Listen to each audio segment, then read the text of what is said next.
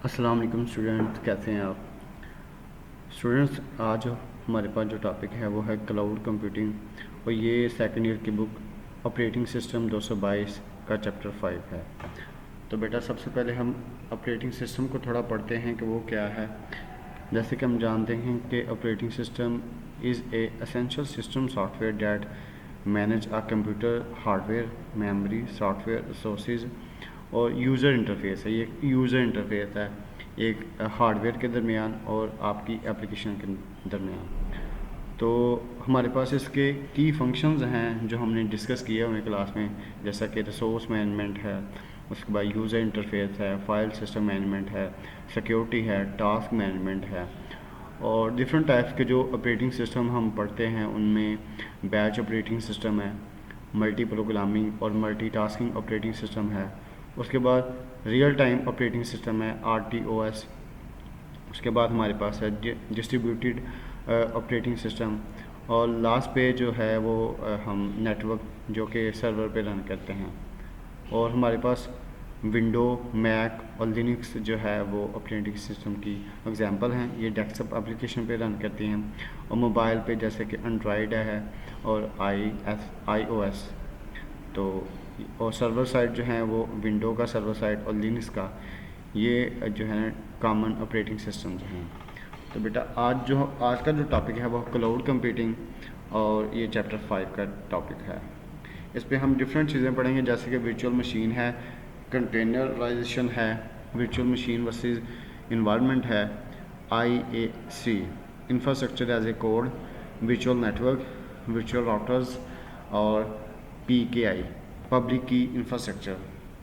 तो ये सारे क्लाउड कंप्यूटिंग के थोड़े पार्ट्स हैं, इसको हम पढ़ते हैं। नेक्स्ट हम देखते हैं कि क्लाउड कंप्यूटिंग के बारे में थोड़ी इन्फॉर्मेशन है।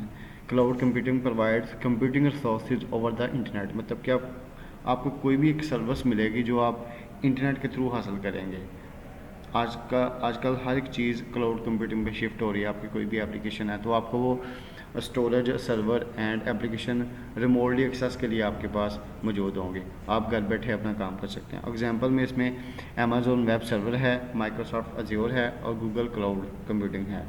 तो ये बड़े जो मेरे पास तीन जो है इसकी एग्जांपल मैंने आपको बताई, AWS, माइक्रोसॉफ्ट अज्योर और गूगल क्लाउड कंप्यूटिंग।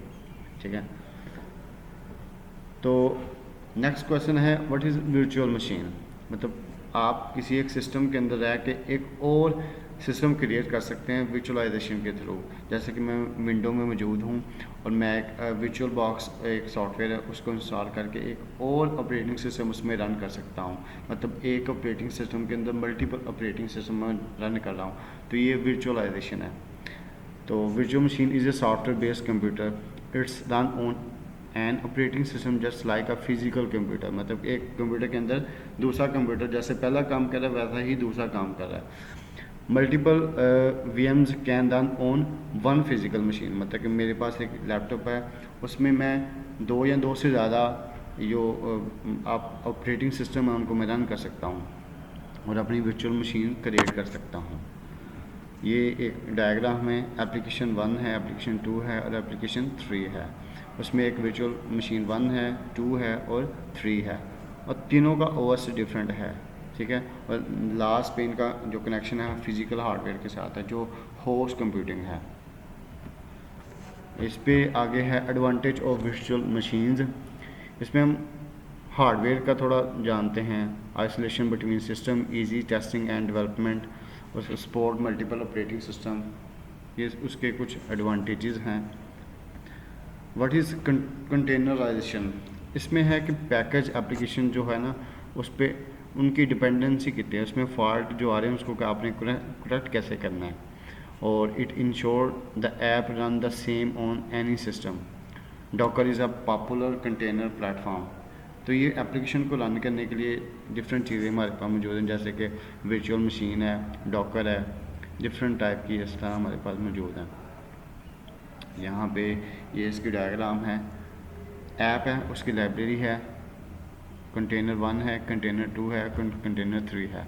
उसके बाद होस्ट ऑपरेटिंग सिस्टम है और लास्ट पे उसका जो है इंफ्रास्ट्रक्चर है। तो इस तरह ये इनकी बाउंडिंग बनी हुई है।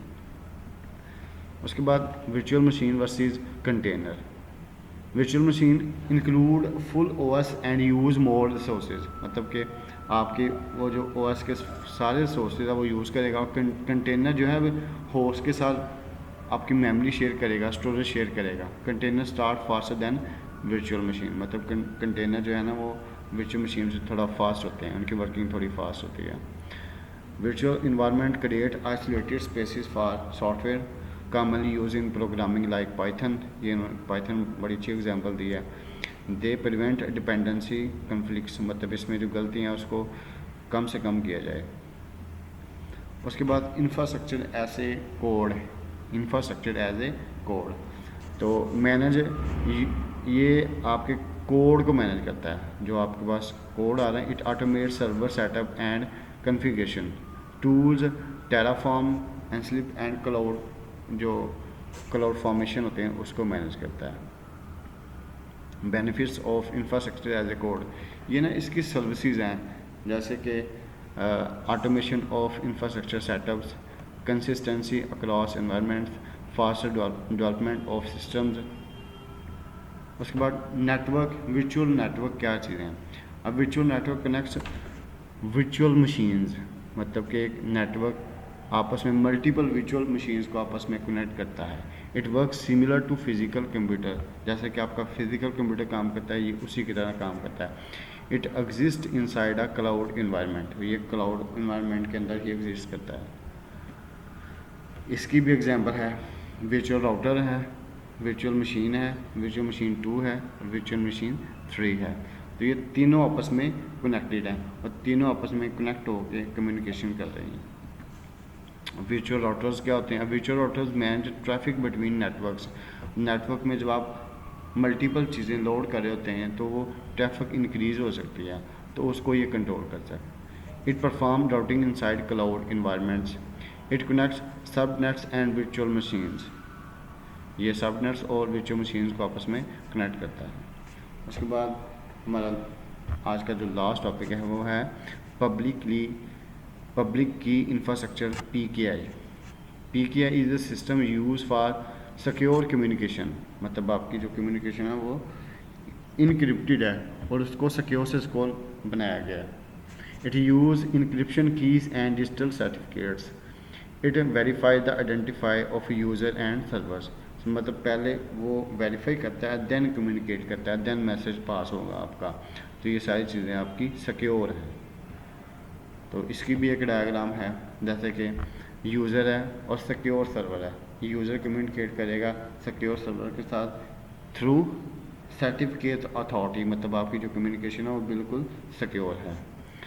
तो एप्लीकेशन ऑफ PKI कौन कौन सी हैं। सिक्योर वेब्स हैं, जैसे कि HTTPS, hypertext transfer protocols, email encryption है, और user authentication and secure communications हैं।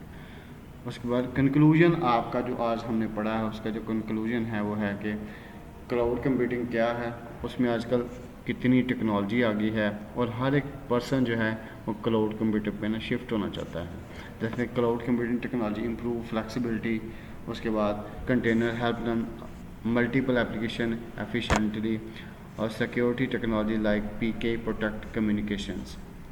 तो बेटा आपने इसको रीड करना है और कोई क्वेश्चन हुआ तो आपने मुझसे पूछ लेना है।